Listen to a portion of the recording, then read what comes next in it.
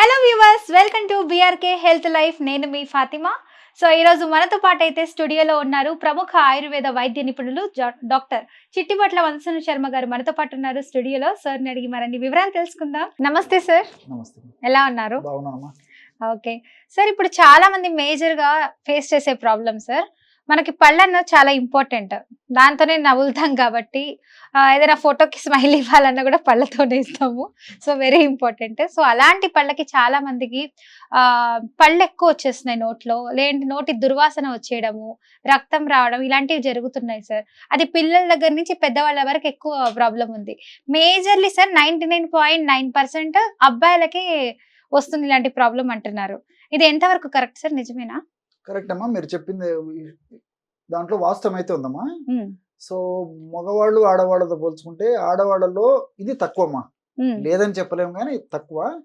కానీ చిన్న పిల్లల నుంచి పెద్దల వరకు కూడా పిప్పిపళ్ళు రావడం ఈ మధ్య కాలంలో సర్వసాధారణం అయిపోయిందమ్మా. అవును సార్. చిన్న పిల్లల్లో మరీ ఎక్కువ అయిపోయిందమ్మా. ఉమ్, వాళ్ళు ఒక్కసారి పేస్ట్ వేస్తూమినా, 2 సార్లు పేస్ట్ వేస్తూమినా, ఉమ్, 10 మంది చిన్న పిల్లలు మనం గమనించినట్లయితే 10 మందిలో దాదాపు నలుగురికి 5 మందికి లేదా 6 మందికి ఉమ్, ఈ పిప్పిపళ్ళ సమస్య కలుగుతుందమ్మా. అవును సార్. దీనికి 1,00,000 కారణాలు.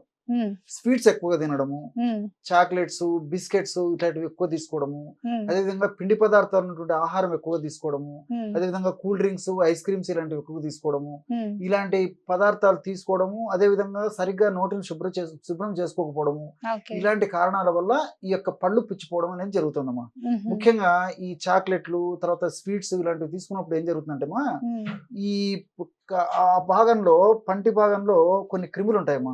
ఉమ్, ఆ క్రిములు ఈ పదార్థాల మీద పనిచేసేసి ఆ పదార్థము జీర్ణమయ్యేటప్పుడు ఆ క్రిములు ఏం చేస్తాయంటేమా, కొన్ని రకాలైన పదార్థాలను ఉత్పత్తి చేసేసి ఓకే. పులియబెట్టేసేస్తాయమ్మా. ఉమ్, పులియబెట్టడం వల్ల ఆమ్లంగా తయారైపోతుంది అనమాట. ఓకే. యాసిడిక్ నేచర్ గా ఆ పదార్థం అంతా తయారైపోతుంది. ఓహో. ఎప్పుడైతే యాసిడిక్ నేచర్ గా తయారైపోతుందో ఆ యాసిడ్ కొరికేటువంటి స్వభావం ఉంటుందమ్మా.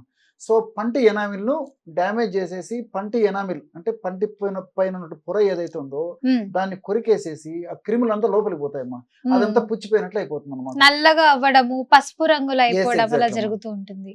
పిప్పి పన్ను అంటుంటారు, ఉమ్, డెంటల్ క్యారీస్ అని చెప్పేసి అంటుంటారు. ఆయుర్వేద వైద్య విధానంలో క్రిమిదాంతం అనేటువంటి పేరుతో పిలుస్తుంటారమ్మా. ఉమ్, సో ఈ యొక్క సమస్య వచ్చినప్పుడమ్మా, ఇంకా ఉన్నట్లుండి తక్కువ నొప్పి వచ్చేస్తుందమ్మా. అంటే ఎక్కువ శాతం మందిలో రాత్రిపూట వచ్చేస్తుంటుంది, కొంతమందిలో మాత్రం పగలపూట వస్తుంది. ఆ నొప్పి భరించలేరు, దవడంతా నొప్పి వచ్చేస్తుంది, వాపు ఒక ఈ సెట్ వచ్చేస్తుంది. అంటా అంటూ ఉంటారు చాలా మంది. ఎగ్జాక్ట్ అమ్మా. సో విపరీతమైనటువంటి నొప్పి, వాపు, పోటు, సలుపు, అసౌకర్యము, ఉమ్, నమలలేరు, తినలేరు, తాగలేరు, మాట్లాడలేరు. అవును సార్. ఒకటేమిటమ్మా, విపరీతంగా బాధపడుతుంటారమ్మా. ఉమ్, సో ఇదంతా వాచిపోతుంది, లోపల భాగం అవుతుంది, దాని ప్రభావంతో పై భాగం కూడా వాచిపోతుంది అనమాట, దవడ కూడా. సో ఈ విధంగా అనేక రకాలైన కారణాల వల్ల ఈ యొక్క పిప్పి పన్ను సమస్య కలుగుతుంటుందమ్మా. పళ్ళు ఓకే. పుచ్చిపోవడం అనేటువంటి సమస్య కలుగుతుంటుంది. అదేవిధంగా నోరును శుభ్రంగా ఉంచుకోకపోవడం చేత కూడా ఈ పిప్పి పన్ను సమస్య కలుగుతూ ఉంటుంది. ఉమ్, ఇలా అనేక రకాలైన కారణాల వల్ల పిప్పి పన్ను సమస్య కలుగుతుందమ్మా. ఓకే. మరి ఈ యొక్క సమస్య కలిగినప్పుడు వెంటనే తగ్గేందుకమ్మా, అంటే ఉమ్, పిప్పి పన్ను వల్ల కలిగేటువంటి బాధ, పోటు, సలుపు, అసౌకర్యము, ఇబ్బంది ఇలాంటి వెంటనే తగ్గేందుకు ఉమ్, మంచి హోమ్ రెమెడీ చెప్తానమ్మా. చెప్పండి సార్. సో దీనికి ఏం లేదమ్మా, జస్ట్ ఒక 2 తులసాకులమ్మా. రెండే తులసాకులు? 2 తులసాకు ఉమ్, తప్పితే ఒక పెద్దవైతే 2, చిన్నవైతే 3 సరిపోతాయమ్మా. ఓకే. 3 తులసాకులు, ఒక పించు మిరియాల పొడి. ఉమ్, పించ్ అంటే తెలుసు కదమ్మా, 2 వేళ్ళు పట్టుకుంటే ఎంత వస్తుందో అంత మిరియాల పొడి, ఓకే. ఒక పించు సాల్ట్, ఉప్పు, ఉమ్, ఈ 3 పదార్థాలు కలిపి బాగా నూరేసేయాలమ్మా మెత్తగా. ఓకే. ఒక పేస్ట్ లాగా తయారు చేసుకోవాలి. తులసాకులు, మిరియాల పొడి, ఉప్పు. ఉమ్, చాలా ఈజీ అమ్మా. ఉమ్, సో ఆ విధంగా తయారైన పదార్థాన్ని పిప్పి పన్ను పుచ్చిపోయినటువంటి ఇది ఎక్కడైతే ఉంటుందో ఆ ప్రదేశంలోనే ఆ పెట్టాలి. ప్రదేశంలో తీసుకొని ఒత్తి పట్టేసి కొద్దిసేపు అలాగే పెట్టేసేయాలమ్మా. ఉమ్, నోరంతా బంపు, జొల్లాగా వచ్చేస్తుంది బంపు, ఉమ్, అది ఉమ్మేసేయాలి. ఓకే. కొద్దిసేపు అలాగే ఉంచుకోవడం వల్ల అంటే మా చిటిక వేసినట్టు ఉమ్, విత్ ఇన్ సెకండ్స్ లేదా విత్ ఇన్ మినిట్స్ లో నొప్పి లాగేస్తుందమ్మా. ఉహుం, ఇమ్మీడియట్ రెమెడీ ఇదమ్మా, ఓకే. చాలా ఫాస్ట్ గా పనిచేస్తుంది. ఉమ్, కొంతమందికి ఈ పిప్పి పన్ను స్వభావం చేత ఏం జరుగుతుందంటే పక్క పళ్ళు కూడా పిప్పి పన్ను రావడం మొదలవుతుందమ్మా. ఉమ్, అంటే పళ్ళు పుచ్చిపోతుంటాయి. ఒకటి మొదలైందంటే అవును సార్. ఆ ఇన్ఫెక్షన్ ప్రభావం చేత అంటే పక్క పళ్ళు కూడా క్రమక్రమంగా పుచ్చిపోయేటువంటి పరిస్థితి ఏర్పడుతుంటుంది అన్నమాట. ఉమ్, ఆ విధంగా పక్క పళ్ళు కూడా పుచ్చిపోకుండా ఉండేందుకు, ఆ ఉమ్, ప్రభావం పక్క పళ్ళ మీద రాకుండా ఉండేందుకు, ఉమ్, ఉన్నటువంటి పుచ్చి కూడా మరింత పెరగకుండా ఉండేందుకు ఉమ్, చక్కటి డైలీ వాడుకునే దానికి కానీ, లేకపోతే కేవలము డైలీ కాకపోయినా వారంలో 2 సార్లు నేను చెప్పినటువంటి టూత్ పౌడర్ వాడుకోవడం వల్ల ఓకే. చాలా ప్రయోజనం చేకూరుతుందమ్మా. ఎందుకంటే డైలీ వాడుకోవడం వల్ల, ఎందుకంటే కొంతమందికి ముఖ్యంగా చిన్న పిల్లల్లో ఈ టూత్ పౌడర్ వాడుకోవడం వల్ల నాలుక మీద గుల్లలు వేయడం కానీ, నాలుక మీద ఓకే. పుండు రావడం కానీ జరగవచ్చమ్మా. కొంచెం మ్మ్. పవర్ ఉంటుంది. బట్ వారంలో ఒక్క రోజు తప్పితే 2 రోజులు మాక్సిమం సరిపోతుందమ్మా. ఓకే సార్, ఇప్పుడు చాలా మంది బయట గుట్కాలు, పాన్ పరాగులు, ఇంకా స్మోకింగ్ కూడా చేస్తుంటారు. సో అలాంటి వాళ్ళకి కూడా ఇది బాగా యూజ్ అవుతుందా? యూజ్ అవుతుందమ్మా, నేను చెప్పింది యూజ్ అవుతుంది. సో ఈ పిప్పి పన్ను ఉన్నది తగ్గేదానికి, నొప్పి లేకుండా ఉండేందుకు, పక్కన పిప్పి పళ్ళుగా తయారు కాకుండా పక్క పళ్ళు ఆరోగ్యవంతంగా ఉండేదానికి టూత్ పౌడర్ ఎలాంటిది వాడుకోవాలంటే ఈ ఆవాలు తెలుసు కదమ్మా, అవును సార్. పోపుల ఆవాలు. డబ్బాలో ఆవాలు లేని పోపుల మ్మ్. డబ్బా ఉండదమ్మా. అవును సార్, నిజమే. సో ఆవాలు, ఉప్పమ్మా. చెప్తే ఆశ్చర్యపోతారమ్మా, ఇవన్నీ చిన్న చిన్న సూక్ష్మంలో మోక్షాలు, అవును సార్. సింపుల్ అంతే. సో ఆవాలు ఒక చెంచా, ఉప్పు ఒక చెంచా మిక్సీలో వేసేస్తే మొత్తం పౌడర్ అయిపోతుందమ్మా. అవును సార్, అదొక పింక్ కలర్ పేస్ట్ టైప్ లో వస్తుంది. పౌడర్ అయిపోతుంది. ఓకే. ఒక సీసాలో నిల్వ ఉంచుకొని నేను చెప్పినట్లు వారంలో ఒక్కసారి కానీ, అవసరమైతే 2 సార్లు అంతేమ్మా. ఓకే. పౌడర్ కూడా కొద్దిగా జస్ట్ ఒక చిటికెడు 2 చిటికెలు తీసుకుంటే సరిపోతుందమ్మా. ఓకే. ఏదో టూత్ పౌడర్ లాగా అర్ధ చెంచా, పావు చెంచా, చెంచా కూడా, స్పూన్ కూడా అవసరం లే. జస్ట్ ఒక 2-3 చిటికెలు పించ్ అంటే తెలుసు కదమ్మా, అవును సార్. తీసేసుకొని దాంతో దంతధావనం పళ్ళు తోముకుంటున్నామా. వారంలో ఒకసారి 2 సార్లు చేసుకుంటుంటే సరిపోతుంది. మరీ తీవ్రంగా ఉండి పరిస్థితి ఎక్కువ ఉంటే పెద్దవాళ్ళు అయితే కొన్నాళ్ల పాటు రోజు ఈ విధంగా చేసేసి ఒక వారం తర్వాత ఎప్పుడో ఒకసారి, అంటే వారానికి ఒక్కసారి కానీ 2 సార్లు కానీ చేయొచ్చు.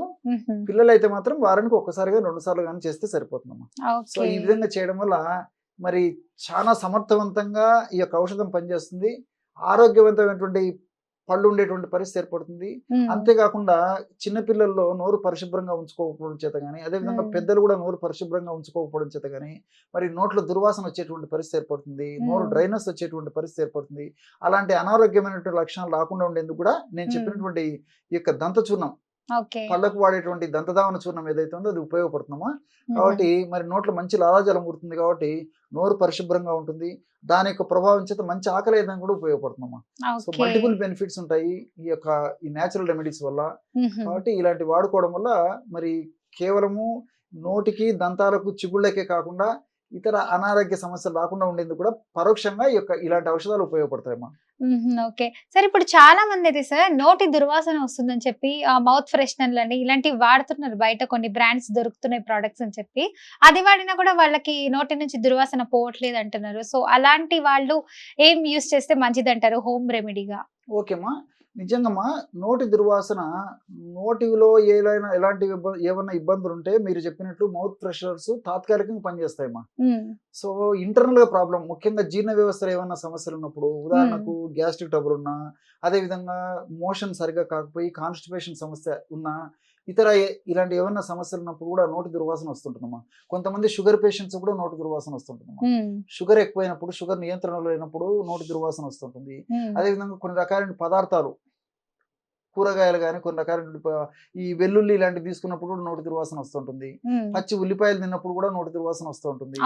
అదేవిధంగా దేహంలో ఈ యూరిక్ యాసిడ్ పెరిగిపోయినప్పుడు కూడా కొంతమందిలో నోటి దుర్వాసన వస్తూ ఉంటుంది.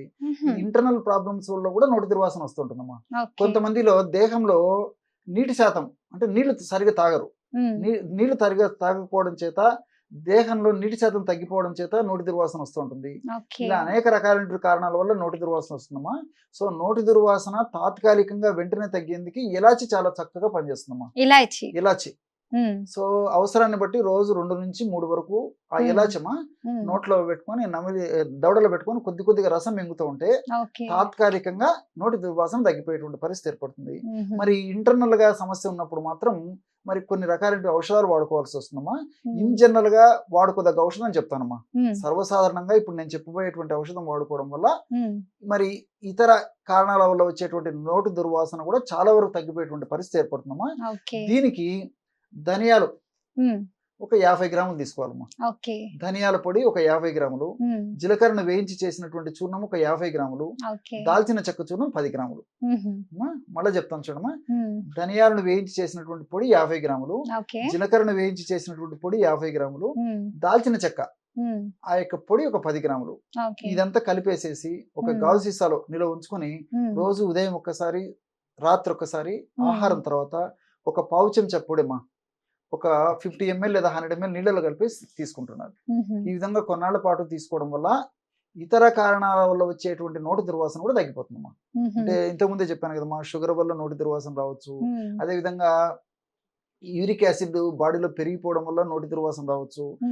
ఇలాంటి అనేక రకాల కారణాల వల్ల వచ్చేటువంటి నోటి దుర్వాసన కూడా ఇప్పుడు నేను చెప్పినట్టు ఈ యొక్క ధనియాలు, జీలకర్ర, తర్వాత దాల్చిన చెక్కతో కలిపి తయారు చేసుకున్నటువంటి చూర్ణం వాడుకోవడం వల్ల తగ్గిపోతుంది. ఓకే సార్, లవంగాలు కూడా యూజ్ చేయొచ్చా? లవంగాలు కూడా టెంపరీగా మన లవంగాలు చప్పరించినప్పటికీ ఇమ్మీడియట్ తగ్గేటువంటి అవకాశం ఉంటుంది కాబట్టి లవంగాలు కూడా ఇమ్మీడియట్ గా తగ్గేదానికి అది కూడా ఉపయోగపడుతుంది. ఇంటర్నల్ గా వాడుకోవడం వల్ల కూడా పరోక్షం కూడా కొంతవరకు అవి కూడా ఉపయోగపడతాయి. ఓకే సార్, దంతాలు జాగ్రత్తగా చూసుకోవాలి, గట్టిగా ఉండాలి, బాగుండాలంటే ఏం తింటే మంచిది సార్?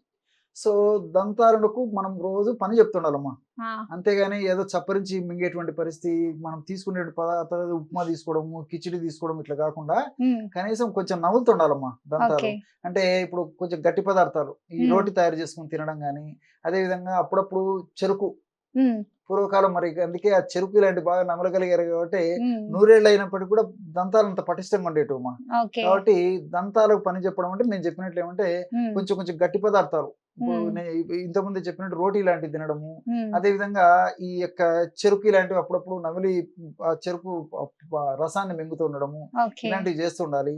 అదే విధంగా నేను చెప్పినట్లు ఇంతకుముందు చెప్పినట్లు ఈ ఆవాలు తర్వాత ఉప్పు కలిపేసేసి వారంలో ఒక్కసారి కానీ ఇట్లా దంతదానంగా వాడుకుంటుండాలి. అదే విధంగా తీసుకునేటువంటి ఆహార పదార్థాలు కూడా ఈ యొక్క సహజ సిద్ధంగా దొరికేటువంటి ఆహార పదార్థాలు వాడుకోవడానికి ఎక్కువ ప్రాధాన్యత ఇవ్వాలమ్మా. డ్రై నట్స్ కానీ, డ్రై ఫ్రూట్స్ కానీ, వెజిటబుల్స్ కానీ ఇలాంటివి తీసుకునేదానికి ఆహారం ప్రాధాన్యత ఇస్తుండాలి.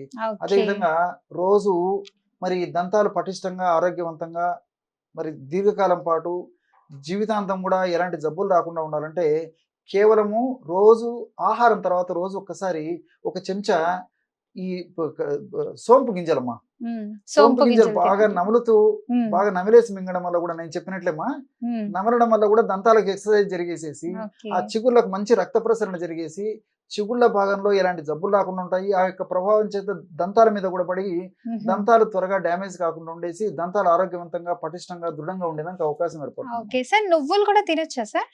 నువ్వులు కూడా అందులో కాల్షియం ఉంటుంది కాబట్టి మరి ఈ యొక్క దంతాలకు చిగుర్లకు మంచిది కాబట్టి నువ్వులు కూడా తీసుకోవచ్చు, మా తప్పులేదు. Okay, thank you so much sir. మీ వల్ల చాలా మందికి చాలా మంచి ఇన్ఫర్మేషన్ అయితే వచ్చింది. నిజంగా ఎవరితో అయినా మాట్లాడుతున్నప్పుడు దుర్వాసన వస్తుందని, కొంతమంది మాస్క్ పెట్టుకోవడాలు, సో ఇలాంటివి ప్రాబ్లమ్స్ ఫేస్ చేస్తున్నారు చెప్పుకోలేక.